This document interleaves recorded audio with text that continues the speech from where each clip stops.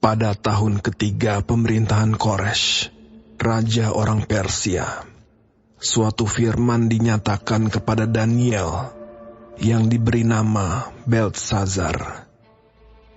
Firman itu benar dan mengenai kesusahan yang besar.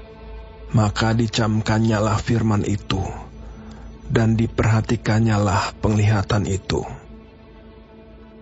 Pada waktu itu aku, Daniel, berkabung 3 minggu penuh.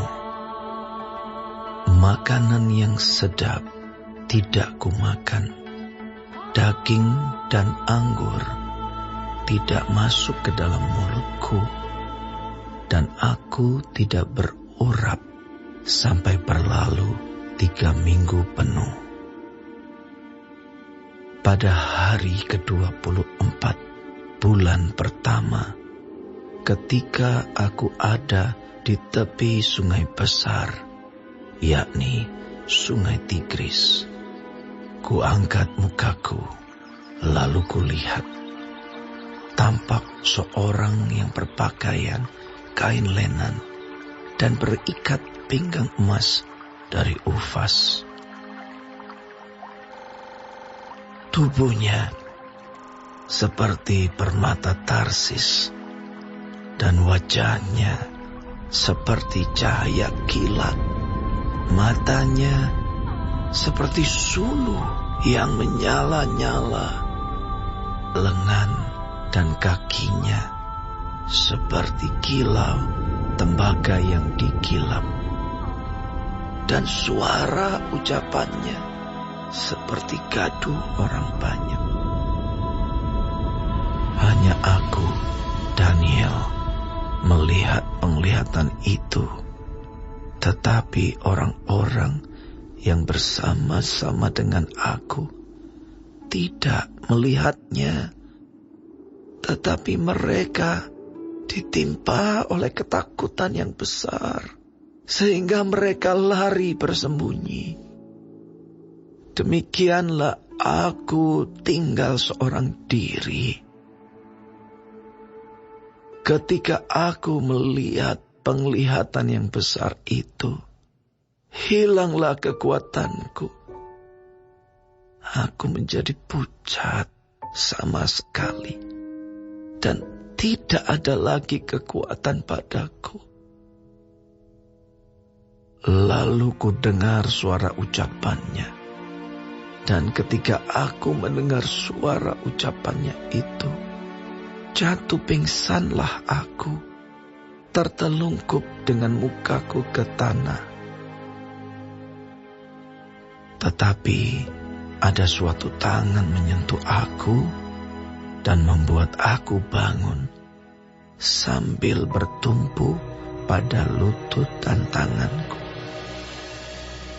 Katanya kepadaku, Daniel, engkau orang yang dikasihi. Camkanlah firman yang kukatakan kepadamu, dan berdirilah pada kakimu, sebab sekarang aku diutus kepadamu. Ketika hal ini dikatakannya kepadaku, berdirilah aku dengan gemetar.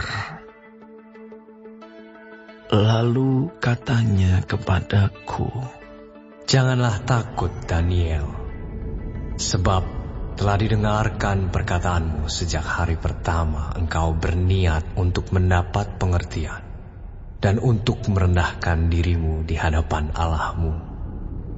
Dan aku datang oleh karena perkataanmu itu.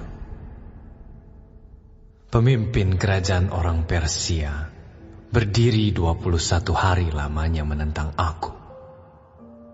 Tetapi kemudian Mikael, salah seorang dari pemimpin-pemimpin terkemuka, datang menolong aku. Dan aku meninggalkan dia di sana berhadapan dengan raja-raja orang Persia. Lalu aku datang untuk membuat engkau mengerti apa yang akan terjadi pada bangsamu pada hari-hari yang terakhir. Sebab penglihatan ini juga mengenai hari-hari itu. Ketika dikatakannya hal ini kepadaku, kutundukkan mukaku ke tanah dan aku terkeluh. Tetapi sesuatu yang menyerupai manusia menyentuh bibirku. Lalu kubuka mulutku dan mulai berbicara. Kataku kepada yang berdiri di depanku itu, Tuanku, oleh sebab penglihatan itu, aku ditimpa kesakitan dan tidak ada lagi kekuatan padaku. Masakan aku, hamba Tuanku ini, dapat berbicara dengan Tuanku? Bukankah tidak ada lagi kekuatan padaku dan tidak ada lagi nafas padaku? Lalu dia yang rupanya seperti manusia itu menyentuh aku pula dan memberikan aku kekuatan dan berkata, Hai engkau yang dikasihi, janganlah takut, sejahteralah engkau, jadilah kuat, ya, jadilah kuat. Sementara ia berbicara dengan aku merasa kuat lagi dan berkata, Berbicaralah kiranya Tuanku, sebab engkau telah memberikan aku kekuatan. Lalu katanya, Tahukah engkau mengapa aku datang kepadamu? Sebentar lagi aku kembali untuk berperang dengan pemimpin orang Persia. Dan sesudah aku selesai dengan dia, maka pemimpin orang Yunani akan datang. Namun demikian, aku akan memberitahukan kepadamu apa yang tercantum dalam kitab kebenaran. Tidak ada satupun yang berdiri di pihakku dengan tetap hati melawan mereka, kecuali Mikael, pemimpinmu itu.